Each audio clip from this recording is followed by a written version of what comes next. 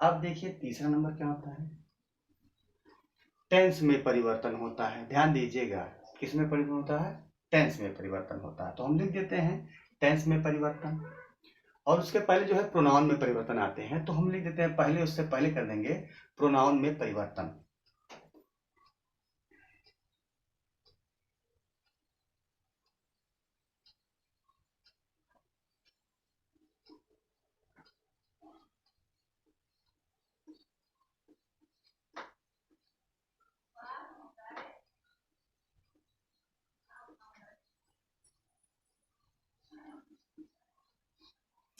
क्या करते हैं, प्रोनाउन में परिवर्तन करते हैं। ठीक है, प्रोनाउन में हम परिवर्तन कर देते हैं।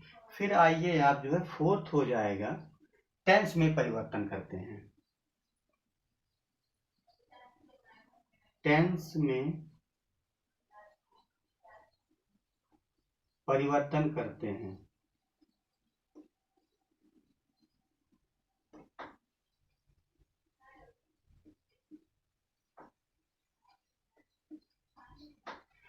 टेंस में परिवर्तन करते हैं, ये ध्यान दीजिएगा, टेंस में परिवर्तन करते हैं तो कैसे परिवर्तन करते हैं इसको हम आगे बताएंगे। सो इतना ध्यान दीजिएगा, रिपोर्टिंग वर्ब में आए हुए सेड टू को टोल्ड में परिवर्तित कर देते हैं। नंबर 2, सेंटेंस को जोड़ने के लिए कंजंक्शन दैट का प्रयोग करते हैं। तीसरा है प्रोनाउन में परिवर्तन करते हैं, और चौथा है जो है टेंस में परिवर्तन करते हैं। और पांचवा ये भी ध्यान दीजिएगा, जो आपके डिमिनेशन होते हैं मीन्स दूरी सूचक, अर्थात जो निकटता है उसको हम दूरी सूचक में कर देंगे। ठीक है, तो हम लिख सकते हैं इसको, जो नियरेस्ट वर्ड होते हैं, nearest word, nearest word, word को क्या करेंगे, डिमिनेशन, दूर, मतलब नियरेस्ट वर्ड को क्या करेंगे हम दूरी सूचक वर्ड में चेंज कर देंगे। तो डिस्टेंस वर्ड कर दीजिए।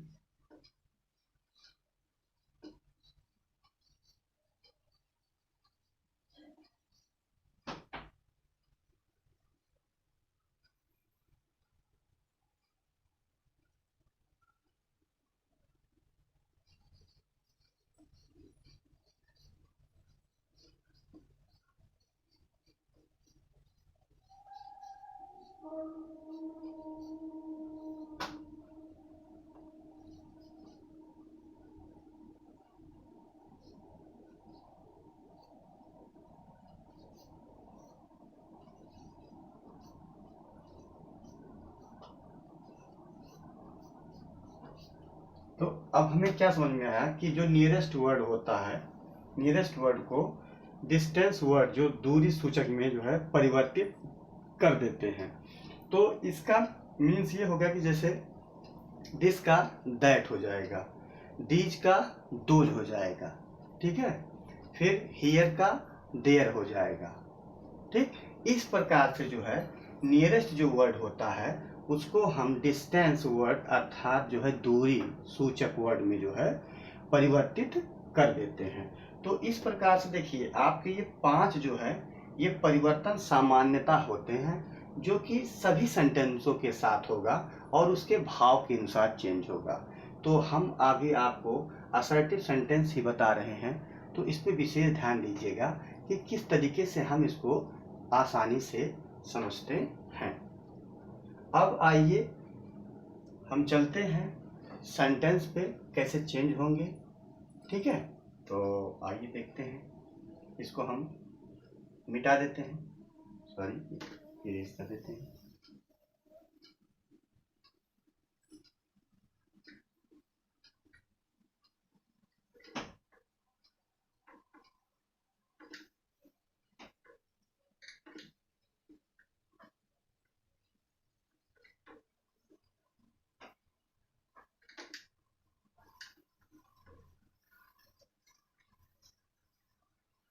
अब हम आपको बताते हैं प्रोनाउन में परिवर्तन, ये भी नोट कर लीजिएगा, प्रोनाउन में परिवर्तन कैसे होते हैं। तो प्रोनाउन में परिवर्तन पहले हम नियम ही बता रहे हैं आपको। बेस जब अगर आपका मजबूत रहेगा तो सब कुछ मजबूत रहेगा, कोई दिक्कत नहीं होगा। तो बेस इंपॉर्टेंट है। बेस को समझिए कि कैसे हम बता रहे हैं, और एक इसको क्वाइट पीस माइंड से समझिएगा, बहुत आसानी से। कहने का मतलब ज़्यादा जो है इस पर जोर नहीं करना है, आसानी से और सामान्यतः इसको अच्छी तरीके से याद करेंगे। अब समझिए इसको, जैसे प्रोनाउन में परिवर्तन।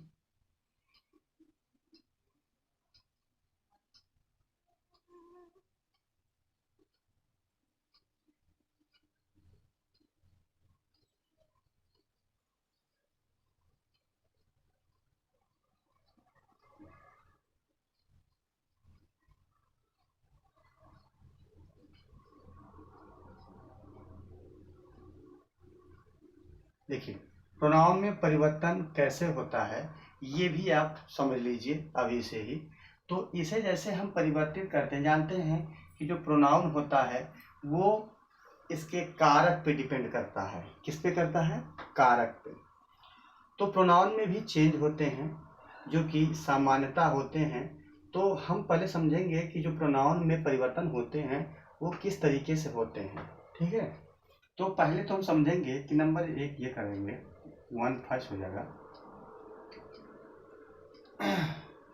जो आपका रिपोर्टेड स्पीच होता है, अगर हम आपको ये फिर बताते हैं कि इसको एक सेंटेंस देते हैं, उस सेंटेंस के आधार से जो है हम नियम लिखवा रहे हैं। जैसे हमने दे दिया कि he said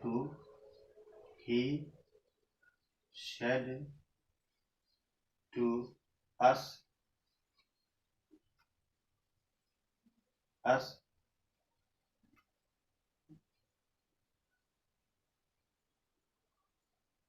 you are telling a lie, you are telling a lie।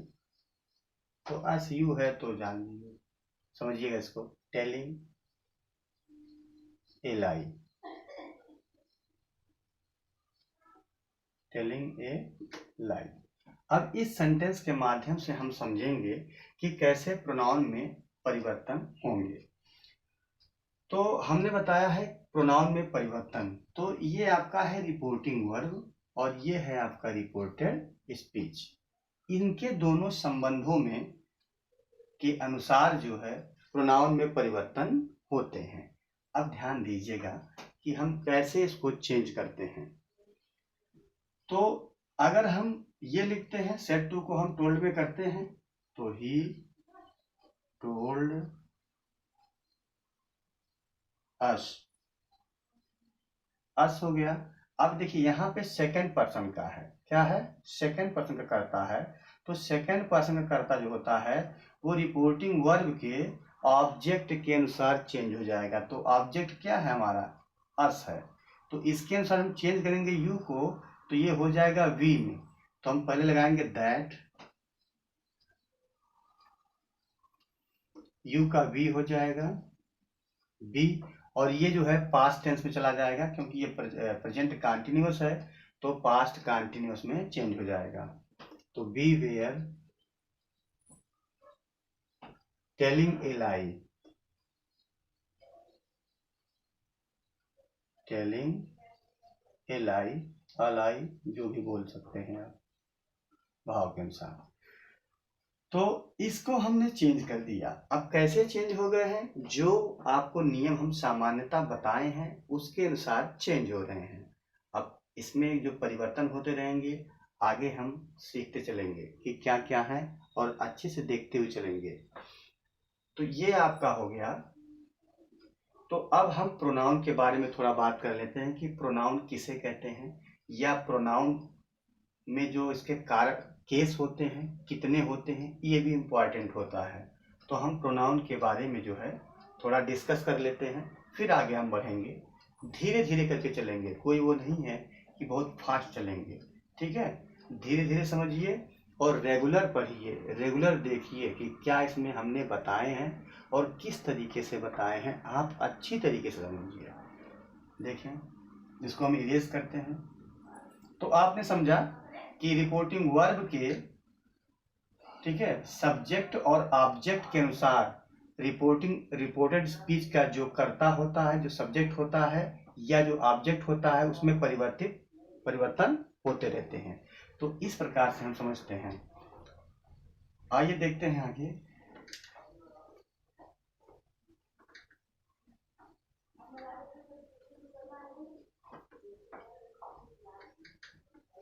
अब प्रोनाउन में परिवर्तन अर्थात प्रोनाउन के बारे में हम समझ रहे हैं। तो प्रोनाउन का जो होता है, जानते हैं कि प्रोनाउन जो होते हैं वो आपके क्या होते हैं, जो नाउन के स्थान पे प्रयुक्त होता है उसे हम प्रोनाउन बोलते हैं। तो ठीक हम जानते हैं कि डायरेक्ट से इनडायरेक्ट में जो परिवर्तन करेंगे तो प्रोनाउन में ही हम जो चेंजेस होंगे वो प्रोनाउन में ज़्यादा से ज़्यादा होंगे। ठीक है, क्योंकि जो उसका करता रहेगा उसके जो है रिपोर्टेड स्पीच के अनुसार जो है रिपोर्टिंग वर्ब के अनुसार जो है वो चेंज हो जाएगा रिपोर्टेड स्पीच का करता, और जो है ऑब्जेक्ट या जो भी केस आए, जैसे मान लीजिए माई है, योर है, ये सब जो केसें हैं इस पर ध्यान से देखिए। तो प्रोनाउन जो होता है, प्रोनाउन के बारे में हम समझ लेते हैं कि प्रोनाउन क्या होता है। तो संज्ञा के स्थान पे जो प्रयुक्त होता है उस सेंटेंस को हम क्या बोलते हैं, प्रोनाउन बोलते हैं। ठीक है, अब आइए देखते हैं इसके जो है केस, इसके जो है केस, जो केस होता है केस के बारे में। केस मीन्स होता है कारक। क्या होता है, कारक। अब कारक आपने पढ़ा होगा, हिंदी में भी पढ़े होंगे, कर्ता कारक ने, कर्म कारक को, करण कारक से, द्वारा, अपादान कारक। तो कारक जो होते हैं इंग्लिश में 3 होते हैं, ये भी समझ लीजिए, अभी समझ लीजिए। जैसे होता है नॉमिनेटिव केस,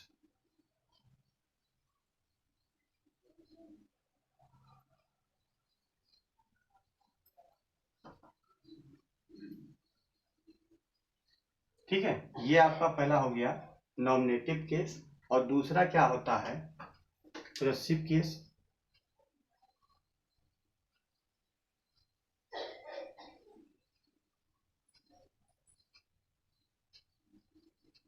पोजेसिव केस हो गया।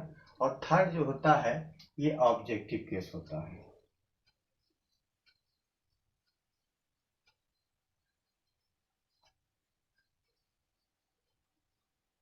आई बात समझ में, ये आपके केस होते हैं। कौन कौन सा होता है, नंबर 1 होता है नॉमिनेटिव केस, जिसे हम बोलते हैं सब्जेक्टिव केस भी बोलते हैं। क्या बोलते हैं, सब्जेक्टिव केस।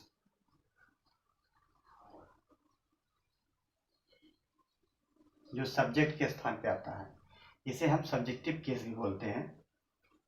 और ये पोजेसिव केस होता है, अपना के लिए आता है, जो स्वामित्व होता है, कोई ये हमारा है, ठीक है, ये उसका है, ये उसकी है। तो इस प्रकार से जो आते हैं पोजेस होते हैं, धन जो होते हैं, धन संपत्ति जो होते हैं उसको अपना के लिए आता है, जिसे हम कहते हैं पोजेसिव केस। सेकंड है ये। और थर्ड जो है ऑब्जेक्टिव केस होता है, जो कर्म के स्थान पे आता है, जो कर्म के स्थान पे आता है। तो अगर हम इस तरीके से समझते हैं तो हम जानते हैं कि आई, देखिए जो हमारे पर्सन होते हैं, जैसे आई फर्स्ट पर्सन है, इसको भी अभी समझ लीजिएगा। ये पर्सन भी होते हैं, पर्सन जो व्यक्ति होते हैं वो कितने प्रकार के होते हैं, तो वो 3 प्रकार के होते हैं, फर्स्ट, सेकंड और थर्ड। मीन्स हो गया फर्स्ट पर्सन, सेकंड पर्सन और थर्ड पर्सन। तो अब इसमें ध्यान से देखेंगे कि ये आई है, तो आई का हम पोजेसिव केस क्या बनाएंगे, माई बनाएंगे, माई हो जाता है। माइन भी कहते हैं, लिख लीजिएगा। लेकिन समझिएगा अभी माइन बहुत कम यूज होते हैं, जहाँ कहीं बहुत ज़्यादा जो है जोर से बोलना होता है, इट्स माइंस, ठीक है, इट्स माइंस मीन्स माइन, या ये मेरा या मेरा है, ठीक है। तो वहाँ जहाँ जोर देते हैं वहाँ पर माइंस, योर्स, ठीक है, इस प्रकार से आवर्स, इस प्रकार से प्रयुक्त होते हैं जो अपना के लिए आते हैं।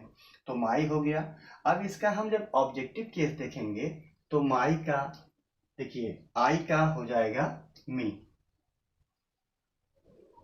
क्या हो जाएगा, मी हो जाएगा, आई, माई और मी हो जाएगा। फिर यू का देखेंगे, यू क्या होता है? यू मीन्स होता है आप या तुम, तो यहां पे हो जाएगा योर, ठीक है। और यू का जो है ऑब्जेक्टिव केस यू ही होता है। अच्छा, इसको हम योर्स भी कहते हैं, ठीक है, ध्यान दीजिएगा, लेकिन जो साधारणता है प्रयुक्त होता है वो योर ही है, ठीक। फिर आई हो गया, देखिए ये फर्स्ट पर्सन है, क्या है? फर्स्ट पर्सन, फर्स्ट पर्सन, और ये है सेकेंड पर्सन,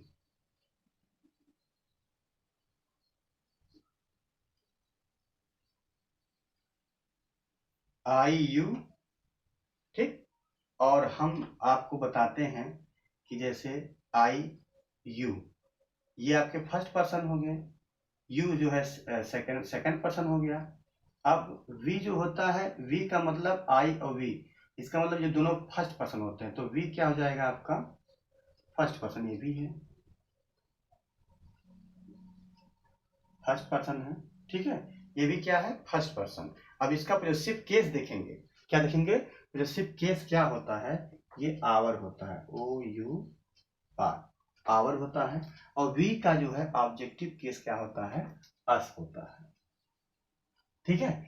ये आपके जो है प्रोनाउन में चेंजेस होंगे, आपको एक्टिव, पैसिव, डायरेक्ट, इनडायरेक्ट और तमाम प्रकार के जो नियम होते हैं उसमें ये वर्क करते हैं, जो कि प्रोनाउन प्रोनाउन जो है केस या कारक कहते हैं।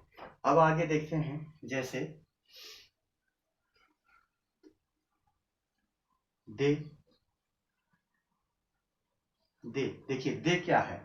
ये भी थर्ड पर्सन है, क्या है ये? दे मीन्स ये बहुवचन का है, थर्ड पर्सन, इसको कहते हैं थर्ड पर्सन।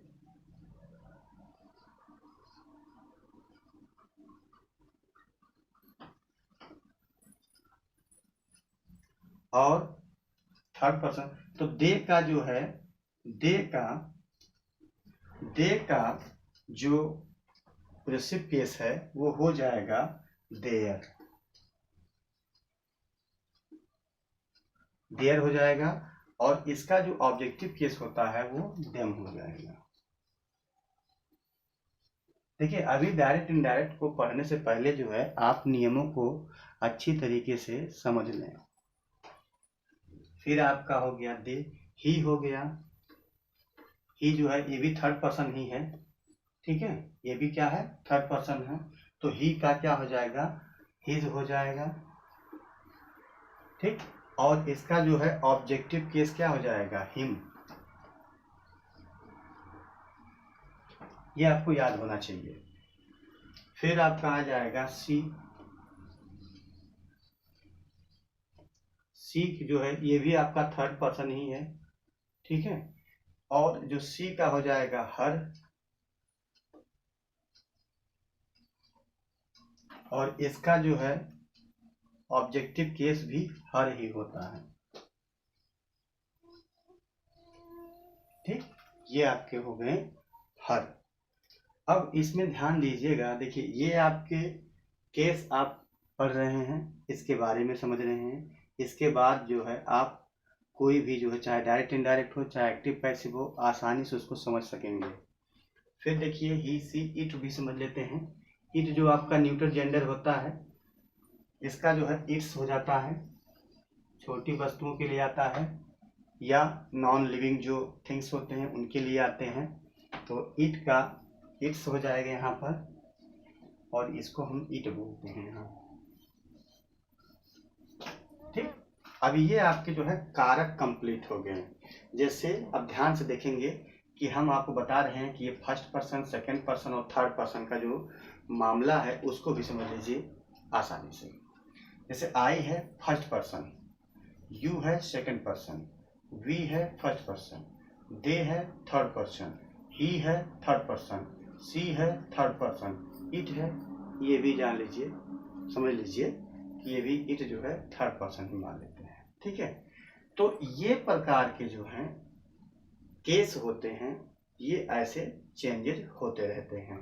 तो अब हम जो है आपको आगे बढ़ाएंगे जो कि असर्टिव सेंटेंस का होगा, और उसके जो डायरेक्ट से इनडायरेक्ट जो सेंटेंस होंगे उसको हम आपको आसानी से समझाएंगे और आपको जो है अच्छी तरीके से इसका नॉलेज हो जाएगा। Thank you. मिलते हैं अगले पार्ट में।